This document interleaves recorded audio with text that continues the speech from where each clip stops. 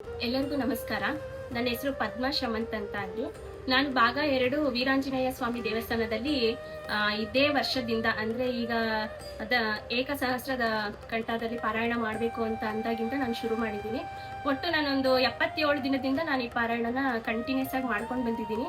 ಆ 77 ದಿನದಲ್ಲಿ ಆಗಿರೋ ಅನುಭವಗಳನ್ನ ನಾನು ನಿಮ್ ಜೊತೆ ಹಂಚ್ಕೊಳ್ತಾ ಇದ್ದೀನಿ. ಏನಪ್ಪಾ ಅಂತಂದ್ರೆ ನಮ್ ಒಳಗಡೆ ನಮ್ಮ ಗುರುಗಳು ಹೇಳೋ ಪ್ರಕಾರ ದುರ್ಗಾ ಸಪ್ತಸತಿ ಅಂದ್ರೆ ಏನು ಅಂತ ಅಂದ್ರೆ ನಮ್ಮ ಇಚ್ಛೆಯಿಂದ ಜ್ಞಾನವನ್ನ ಪಡ್ಕೊಂಡು ಆ ಜ್ಞಾನದಿಂದ ಕ್ರಿಯೆಯನ್ನ ಯಾವ ರೀತಿಯಿಂದ ನಾವು ಅದರಿಂದ ಉಪಯೋಗ ಪಡ್ಕೊಳ್ತೀವಿ ಅನ್ನೋದು ಈ ದುರ್ಗಾ ಸಪ್ತಸತಿ. ಒಂದು ನಮಗೇನು ಅಂತಂದ್ರೆ ಮನುಷ್ಯನಾದವನಿಗೆ ಅವನದೇ ಆದಂತ ಒಂದು ಇಚ್ಛೆ ಅಂತ ಇರತ್ತೆ. ಆ ಇಚ್ಛೆಯನ್ನ ನಾವು ಸದೃಢವಾಗಿ ಅದನ್ನ ನಾವು ಪಡ್ಕೊಬೇಕು ಅಂತ ಅಂದಾಗ ನಮ್ಮಲ್ಲಿ ಏನ್ ಬೇಕು, ಜ್ಞಾನ ಶಕ್ತಿ ಇರ್ಬೇಕು. ಆ ಜ್ಞಾನ ಎಲ್ಲಿಂದ ಸಿಗತ್ತೆ? ಅದು ಈ ದುರ್ಗಾ ಸಪ್ತಸತಿ ಪಾರಾಯಣದಲ್ಲಿ ಇದೆ. ನಾನು ಸಹ ಅದನ್ನ ಅನುಭವದಲ್ಲಿ ಪಡ್ಕೊಂಡಿದ್ದೀನಿ.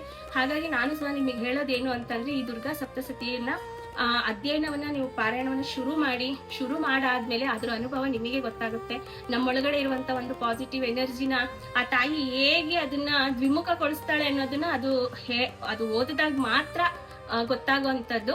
ಹಾಗಾಗಿ ನಾನು ನಿಮಗೆ ಹೇಳೋದೇನಂದ್ರೆ, ಇದರಲ್ಲಿ ನಿಜವಾಗ್ಲೂ ಗುರುಗಳು ಹೇಳ್ದಂಗೆ ಅದರದೇ ಆದಂತ ಶಕ್ತಿ, ಅದರದೇ ಆದಂತಹ ಒಂದು ವೈಭವೀಕರಿಸಿದಂತಹ ಇದಿದೆಯಲ್ಲ, ಅನುಭವಗಳಿದೆಯಲ್ಲ, ಅದು ನಿಜವಾಗ್ಲೂ ಇದೆ, ಇದರಲ್ಲಿ ಅಡಕವಾಗಿದೆ. ಅದನ್ನ ಎಲ್ಲರೂ ಸಹ ನಿಮ್ಮ ಮನಗಳಲ್ಲಿ ಅದನ್ನ ತುಂಬಿಕೊಂಡು ಒಪ್ಕೊಂಡು ಈ ದುರ್ಗಾ ಪಾರಾಯಣವನ್ನ ಮಾಡ್ರಿ ಅಂತ ನಾನು ನಿಮ್ಮ ಹತ್ರ ಕೇಳ್ಕೊಂತಾ ಇದ್ದೀನಿ. ನಾವು ಓದಿದಾಗಿಂದನೂ ಸಹ ನಮಗೆ ಎಲ್ಲಾ ರೀತಿಲೂ ಸಹ ಒಳ್ಳೇದಾಗಿದೆ. ಆ ತಾಯಿ ಅದನ್ನ ನಡೆಸ್ಕೊಂಡು ಹೋಗ್ತಾ ಇದ್ದಾಳೆ, ಅದೇ ತರ ನಡೆಸ್ಕೊಂಡು ಹೋಗ್ತಾ ಇದ್ದಾಳೆ.